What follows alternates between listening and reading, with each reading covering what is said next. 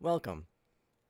I've been asked by several fans of the Sopranos series to provide a breakdown of details, Easter eggs, and nods to the series of this new trailer for the upcoming film, The Many Saints of Newark. If you'd like to follow along on your own at home or wherever you may be, we're going to start this trailer from 0 seconds, 0 minutes. And I'd like to go ahead and start with what we're looking at right here. It says Newark, New Jersey. I don't want this to confuse anybody. That's something that they try to do a lot in movie trailers. They try to trick you. They put some words on the screen and make you think that that's the title of the movie. Well, that's just not the case. The title of this film is not Newark, New Jersey. I don't know what they're trying to do with this title on our screen here, because clearly this is not where the film takes place. We're not looking at Newark, New Jersey. We're looking at a place called Westcott Avenue. So some pretty bad editing there. We're not off to a great start. Hopefully as we go along, things will sort of come together. Let's go ahead and start the trailer. Well, first, let's make the setting. Let's get some details out of the way. What are we looking at here? There's a brick building. It appears to be a bakery. I can't quite tell because there's these giant words that say Newark, New Jersey. But I believe this here says bakery. We've got bricks. We've got more bricks. So I'm thinking this is probably a kind of an old place. How old, we don't know. Bricks are sort of outdated as far as building structures go. So we have a payphone here. We have a young man in the payphone, and a young woman here. There's also a very skinny male here who appears to be standing in between this brick structure and the payphone. He's very thin. So let's go ahead and let's press play.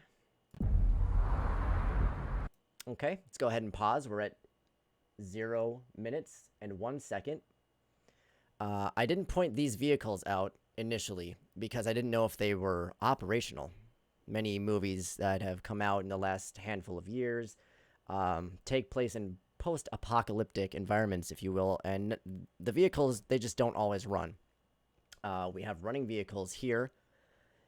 Vehicles in general have been around for, well, since the late 1800s. So this could be anywhere from the late 1800s to present day.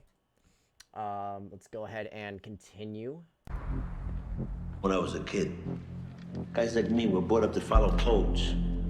Hey. All right. So what we got there, this young man is in the phone booth. He's on the phone.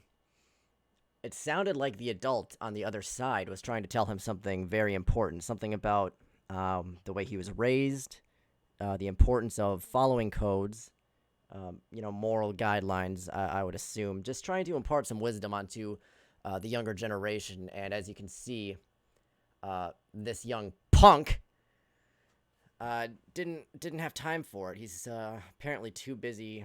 Well, I guess we'll find out. Let's just go ahead and see where it goes from here. But already we can see that this kid's kind of a brat. And we've got the skinny guy here. Looks like he's gonna say something. Let me just go ahead. We're at 8 seconds, 0 minutes. But I'm gonna go ahead and just rewind over here, and then we'll go ahead and press play. We were brought up to follow codes. Hey, jerk off. Okay, so a jerk off is somebody who...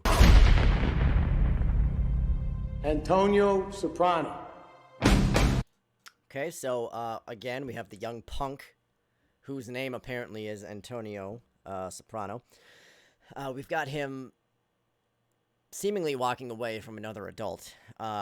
The adult was not in the shot. I don't think it was the payphone guy. It sounded a little different. But clearly this this kid has just no respect. No respect. It's too bad. It's too bad to see. I think this is probably a commentary on kids of this day and age. You know, once they hit a certain age, they just you can't help them. You know, there's things that they're gonna have to learn themselves the hard way. Try as you may to instill some wisdom and help them out. Anyway, I have 16 kids, so it really it gets to me. Anyway, let's continue. I don't want to get too emotional here. I wonder if I can talk to you alone for a moment, Mrs. Soprano. Okay. Another Easter egg there. This woman referring to another woman as Mrs. Soprano. So we've got another soprano. 2 sopranos so far. I'm gonna go ahead and just say that this film is not, I repeat, not a follow-up to the series. I don't recognize any of these sopranos that we're seeing. The 2 that we know are sopranos. I'm not sure who they are, other than one being Antonio Soprano. I know who that is. He looks a lot different than the one that was in the show. I mean, he looks about the same. Okay, it's a really good likeness. I'm not sure what's going on. On the basis of the Sanford Binet, he's high IQ. We're gonna skip that too because I don't know what the Sanford Binet is. It sounds really lame. So let's just let's keep going. Okay, all right. So again, this is not the title of the film. It's kind of fading out here, but you can see the acclaimed creator of The Sopranos. We also saw something about, I don't know, some guy who's probably not really that important. I think his name was David, David Fast or something. So let's go ahead and keep going. We've got another, just another mention of The Sopranos here, so that's pretty cool. Here we go. Okay. So there's a fire. Looks like a pretty old speaker. I'm going to just go ahead and say that this is probably a prequel to the series. Everything is really old and lame in this movie so far. In the trailer, you've got some really crappy speakers we're looking at. Those cars were complete trash.